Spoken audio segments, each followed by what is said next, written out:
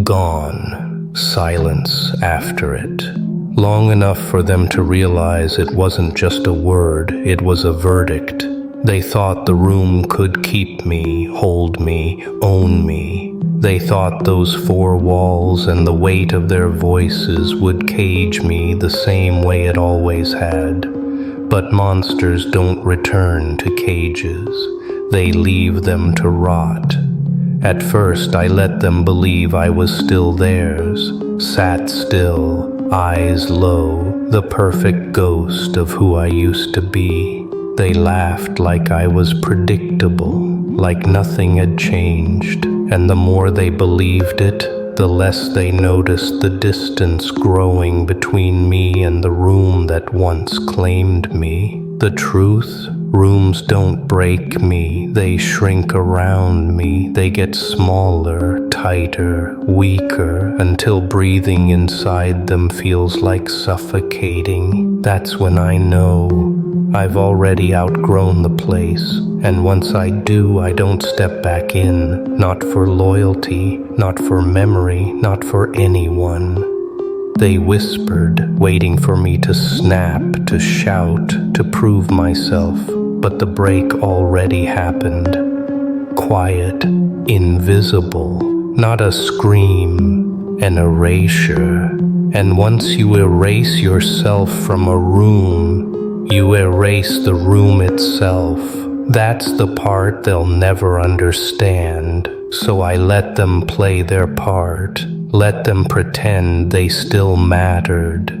Because I knew the ending they didn't. When I'm gone, I don't come back. Not to explain, not to forgive, not to remember, no return, pressure. It started with the way they looked at me, like I was a joke that forgot its punchline. Every eye carried the same message, you don't belong here. They thought their stares were weapons, sharp enough to cut me down, heavy enough to pin me in place. But all they did was show me how desperate they were for me to break. They laughed louder when I stayed quiet. They leaned in closer when I didn't respond. Every second of my silence was fuel for their games, a performance for their fragile egos. They wanted to see me flinch, to see me fold, to remind themselves that I was still the shadow they built their confidence on. The room felt small then, but not because I was weak, because they needed it small. They needed a stage where their power looked bigger than it was, where their voices could echo loud enough to drown out the truth, that their strength was nothing without someone to mock. And I gave them what they wanted at first: stillness, absence, no resistance. Because monsters don't fight at the opening act. Monsters wait. They let the crowd grow comfortable, careless, blind, and the longer they think you're caged, the harder it hits when you step through the bars. They thought the room was theirs. They thought I was theirs. But what they didn't see was that every smirk, every insult, every ounce of pressure was the weight snapping their own foundations. And when foundations crack, rooms fall. Cracks. It didn't take much. A missed step here, a silence too long there. Suddenly, I wasn't part of the room anymore. I was the target of it. Their words sharpened. Their laughter turned cruel.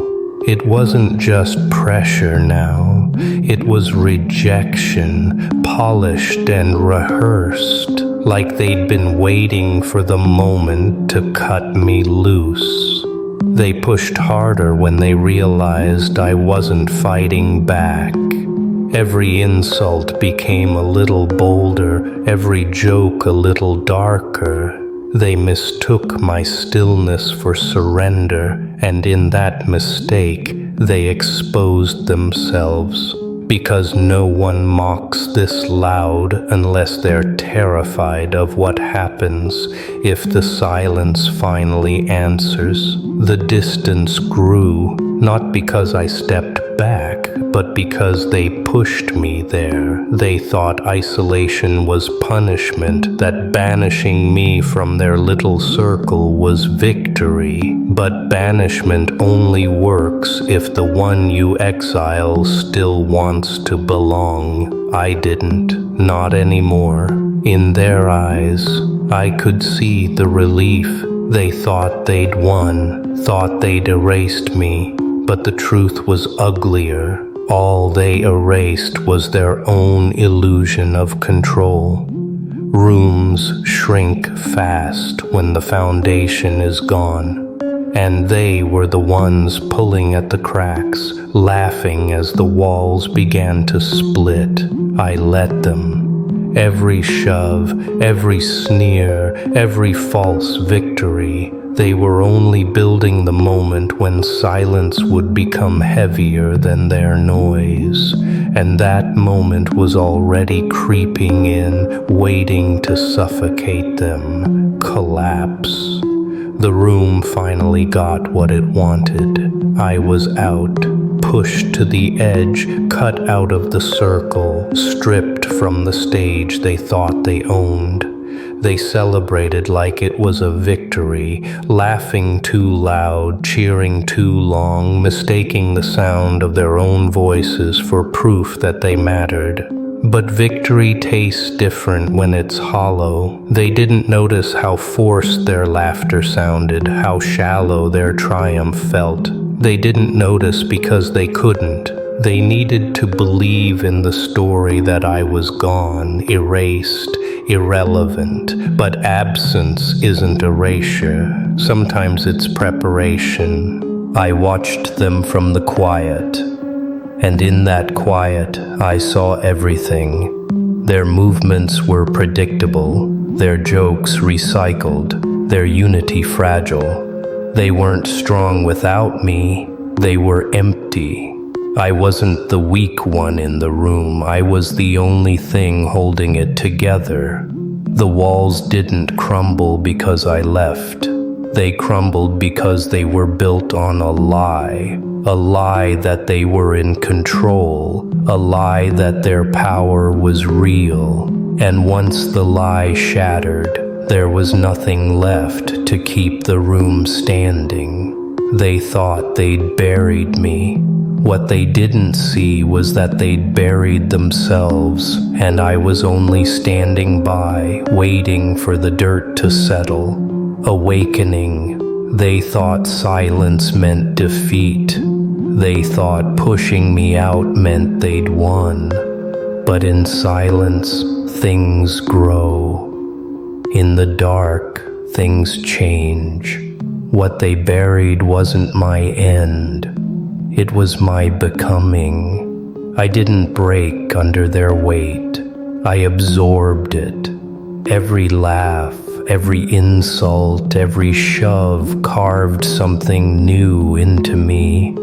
And when the carving was done, what stood wasn't the same figure they mocked. It was something sharper, something colder, something they couldn't predict.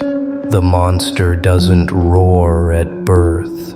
It breathes, slowly, quietly, and with each breath, it pulls away from the chains that once held it down. I didn't need their approval anymore. I didn't need their recognition. Power doesn't beg to be seen. It arrives even when no one's watching. And when it arrives, the room no longer belongs to the crowd. It belongs to the silence that follows. I realized then they hadn't defeated me. They'd built me. They pushed and pushed, thinking they were breaking me, but all they did was forge the thing they feared most. Because monsters aren't born. They're constructed out of betrayal, out of rejection, out of the cracks they tried to hide. And when I rose, I didn't rise to their level, I rose beyond it. They will never understand what happened in that silence. They will call it madness, call it cruelty, call it whatever name makes them sleep better at night. But I don't need their understanding. Monsters don't explain themselves. They exist, and existence is enough to erase the room. Subscribe, not to follow me, not to belong, but to remind yourself you don't break. You become. Shift. Power didn't crash down like thunder. It whispered. It settled in my bones the way winter seeps into stone. Slow, steady, unstoppable. I didn't need to announce it. I didn't need to prove it. Power isn't what you show.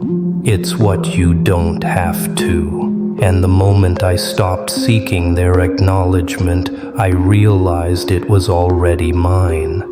I walked differently, not faster, not louder, but heavier. My steps carried weight, and the ground beneath me knew it.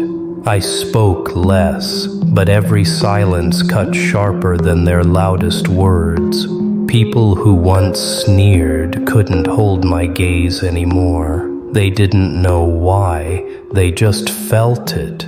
The shift. The quiet fracture in the air that made them second-guess their laughter. This wasn't revenge. Revenge would have been too small, too temporary. What I carried now wasn't about settling scores. It was about removing the scoreboard entirely. Their victories didn't matter anymore. Their losses didn't either. I'd stepped into a place where their entire game was irrelevant. They thought monsters clawed and screamed. They thought monsters came with chaos. But the truth is more dangerous. Monsters arrive in silence. They linger. They watch. And when the silence grows too heavy to ignore, that's when the room collapses, without a sound, without a warning. I didn't need to chase anyone. I didn't need to prove anything. Just being there, breathing in the same space was enough. My presence alone became the threat, and that's when I knew the real power had already shifted. Presence. It started small, a shift in the air when I entered, a pause in their conversations, the way their eyes darted, pretending not to notice but failing every time. They used to overlook me, now they couldn't. The silence I carried wasn't absence anymore. It was weight, pressing down on their nerves, bending their voices until they cracked. I didn't speak. I didn't have to. They spoke for me, filling the void with nervous laughter, quick excuses, empty words. And the more they tried, the more their voices betrayed them. Fear doesn't always scream. Sometimes it whispers through hesitation, through the tremble in a sentence cut too short. I became the reminder they couldn't erase, the ghost of what they'd tried to bury, standing alive, breathing unshaken. Every move I made was deliberate, every glance calculated. I didn't need anger anymore. Anger is loud, clumsy. What I held now was sharper, control carved into silence. They began to avoid me, but even in their absence, I was there, in the back of their minds, in the cracks of their thoughts, a shadow stretched too far to step over. They thought they'd exiled me, but what they created was worse. They'd given me ground to stand on, and now that ground was beneath every one of their steps. This wasn't dominance by force. This was dominance by existence, by showing them that nothing they built could outlast the silence I carried. And the longer I stood there, the clearer it became. I didn't need to erase them. They would erase themselves. Stillness. There came a moment when they stopped pretending. The laughter died too quickly. The conversations ended too soon. Rooms grew colder when I entered, as if the walls themselves recoiled. It wasn't what I did, it was what I didn't. The absence of noise became the loudest thing they'd ever heard. They looked at me differently now, not as a victim, not as a fool, but as something they couldn't name, something they couldn't define. That uncertainty was poison to them. People fear what they don't understand, and I had become unreadable. My silence wasn't weakness anymore. It was a mirror reflecting their own fragility. Every pause I held stretched too long, and in that stretch they broke. Fingers fidgeted, voices stumbled. Some left the room entirely, unable to endure the weight pressing against their chests. I didn't move, I didn't chase, but somehow I was everywhere at once. Their fear followed them out the door, gnawed at them in the dark, reminded them of the silence they'd unleashed. The irony was simple. They thought removing me would give them peace. But instead, I became the thing peace could never stand beside. They couldn't relax.